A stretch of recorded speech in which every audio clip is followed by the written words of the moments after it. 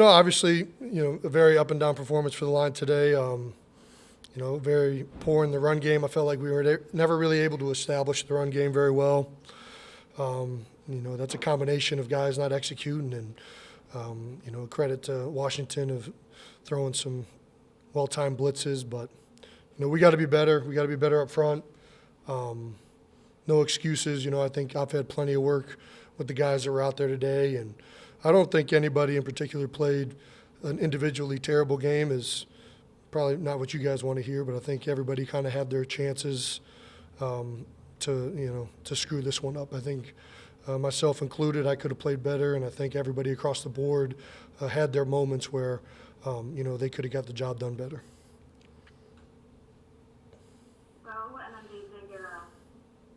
Hey Jason, I'm sure you saw Zach Ertz's comments the other day about he wants to stay with the organization, but he's not so sure if that's reciprocated. How difficult is it when you have been with an organization for a long time to compartmentalize, contract stuff while the season is going on? I don't know. I've never, fortunately for me, I've never had to deal with that. But I think at the end of the day, even though obviously Zach's frustrated about that, he's being a great teammate, and he's not making it affecting his his ability to play, his ability to be a leader. Zach's a tremendous teammate who shows up to work every day ready to work.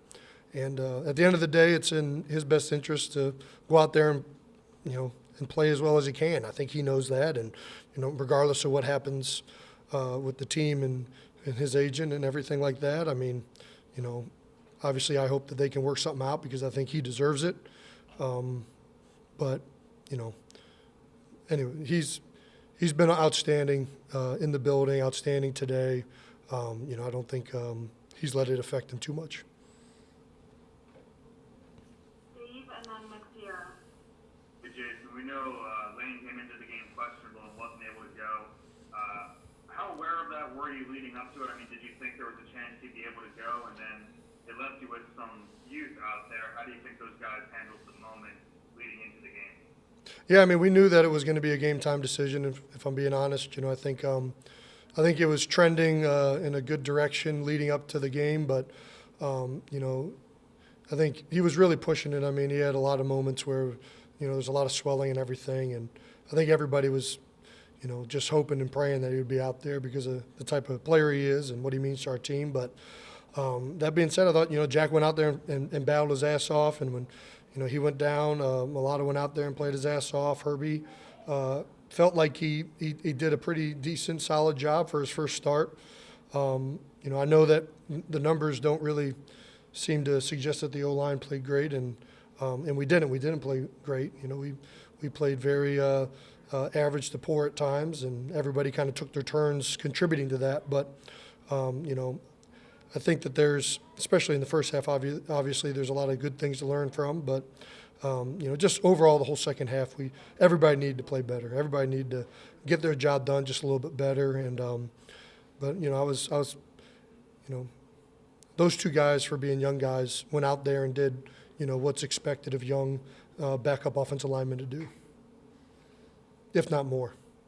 Nick, and then Chris Franklin. Yeah, Jason, the last time that you guys as an offensive line had this many injuries to deal with at the same time, 2012, of course you were one of them, and it didn't turn out very well. It probably had a lot to do with the way the season turned out. Do you think that this offensive line is better equipped to avoid that same kind of, a repeat?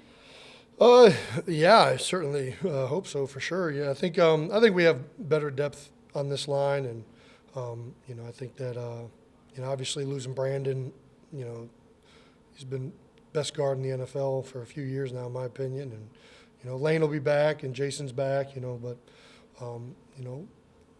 this is the way the season goes, right? I think at some point you're going to lose some guys, and guys are going to have to go in there and get the job done. And Big V,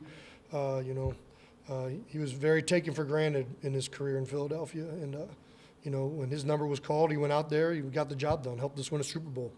So all those guys that are out there today are going to be continually asked upon at some point in this season. I think that, and obviously they're asked today. And even when Lane's come back, when Lane comes back, there's going to be other guys that are going to have to step up again, and that's the way this thing goes. And we got to make sure that everybody's ready to go and that everybody's improving, right? Everybody's going to be able to watch this tape and be able to know that you could have done a better job. You could have done a better job in this play, that play, better technique, communicated better, whatever it is. There's a lot of things that everybody's going to be able to take from this tape and get better for next week. We only have time for a few more, so let's go Chris Franklin and then Tim McManus. Jason, can you give some insight as to what Washington was able to do schematically to get so much pass rush against you guys? I don't think. Obviously, they blitzed a lot, especially some interior pressures that really hadn't been their MO in previous years. They've always been more of a edge pressure team, and they really put an emphasis on shutting down our inside runs and bringing pressure up the middle, and we didn't handle it well enough. And then outside of that, I'd really have to go look at the tape to see really what was getting us specifically. Yeah. Go ahead, Tim. It sounds like you went through a unique experience going through the COVID protocols coming up to game day. Can you just kind of take us through that experience and how you're feeling? Yeah, I feel fine. Had a sinus infection, and obviously with everything that's trying to be, just trying to keep everybody safe. You get put in the protocols, and you get, they're going to make sure that you're 100% COVID free before you're allowed around everybody and all that. So, and then not to mention everything else going on the field. But, I felt like it was a well-handled situation, and, that's what all the protocols are there for.